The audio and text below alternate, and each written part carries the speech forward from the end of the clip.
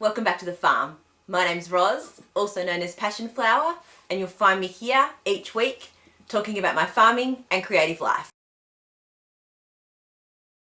Yes, that's right, the shed is complete. Well, at least the outside anyway. The building is up and now all the work begins on getting the inside done and the garden done. What started as a dream this time last year is now a reality. There's been quite a lot of work that's gone into this point, and there'll be quite a lot of work still to go in the future. Right back at the beginning with planning and looking at different design options, through to the planning approvals and building permits, and then clearing the site and getting the slab poured, having the materials delivered, and then the actual construction. And now we have a shed that I'm really happy with. Originally I wanted the outside to be blue, but we didn't think that that would pass the council approval process because of where we are. So we opted for a colour called paperbark for the walls and woodland grey for the roof, frames and doors. And it's come up looking really nice. It fits in well, but is still a feature of the farm. And I think in the end it actually was the right decision to change the colours. The other part that I'm really pleased about is the placement of the windows and doors and the aspect that it now has over the farm and the bush. It's really hard for me to picture that until it's actually done. We did a lot of measuring out and looking at where the angles were going to be and kind of, visioning like this so that I could kind of get an idea of what it was going to look like. But now that it's actually up, I'm really pleased with the planning that we'd put in prior to everything going ahead. We did make one small change as they were building. We decided to move one of the windows so that I now have a corner wall that is complete so that I can put a workbench in there. And I moved one of the windows across, so now there's a window bay with two windows, which has really opened up the view and also given me some usable space. So the roller door end will be used for all of our farming equipment and workshop space, and also space for Seb and his egg business. And then the other end with the sliding doors will be my end, which will be my dyeing area and my workshop space for my dyeing and knitting, as well as being the main access point for the garden that I plan to develop, which will hopefully be a very productive vegetable garden that will provide a lot of the food for our family here on the farm. Our first big job after it was finished was actually cleaning the concrete floor. Because there'd been no roof or coverage on the slab for quite a while, it was really quite dirty. There'd obviously been tradespeople and vehicles and everything on it, and also it had rained red dirt a couple of times. So we got in with the vacuum cleaner and we vacuumed a lot of the metal shards and dirt and everything up, and then we went back through with a hard broom and really scrubbed some of the spots, and then vacuumed up the light dust particles after that, and it's come up looking really good.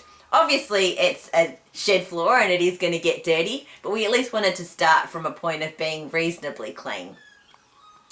In my area I am looking at putting down some form of rubber matting for a couple of reasons. I'm thinking that it will stop some of the echo within my area. It will also keep the temperature a little bit more even, warmer during winter and cooler during summer. And also when I'm standing up doing my dyeing, I want to not have sore muscles, and standing on concrete can sometimes hurt your feet quite a bit. So by putting down some rubber matting, I'm hoping that I can ease the pressure on my knees and ankles. The next big step is to get it plumbed.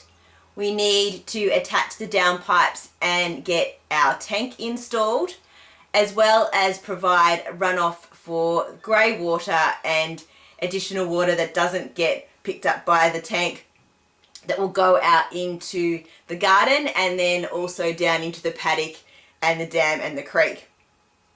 Once we have the tank and downpipes installed, we can then get final sign off from the builders, which is then at the point that it is officially finished. We also need to look at options for power for the shed. We were looking at generators and solar, or adding an additional fuse box to our current power situation, and that's still all to be worked out. We also need to now construct permanent fencing, where we had that temporary hot wire fence to stop the cows from getting on the slab, and we have steps and an outdoor area to construct, move some soil around to give the garden some contours and some garden beds and that kind of thing, and gradually establish the garden. I want to put in some trees and large shrubs, as well as vegetables and smaller plants and flowers, and sort of try and create a bit of a mini climate to make sure that we can grow as much as possible and have vegetables and flowers in season all year round. So there's still so much to do, but it's extremely exciting and opens up a whole new realm of things to think about and do. There will be moving in of vehicles and furniture and making benches and working out sinks and how I'm going to set up all of my dye workshop. It just opens up a new and exciting phase for the farm and for my dyeing business, and there's a lot to look forward to research and to begin working on.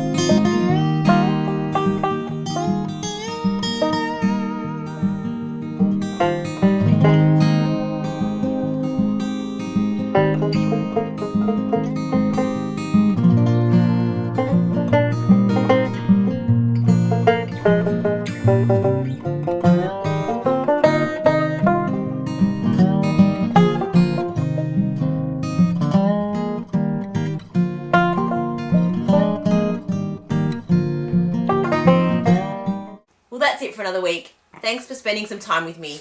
If you're enjoying these videos, please give me a thumbs up and subscribe to my channel, and I look forward to seeing you next week on the farm.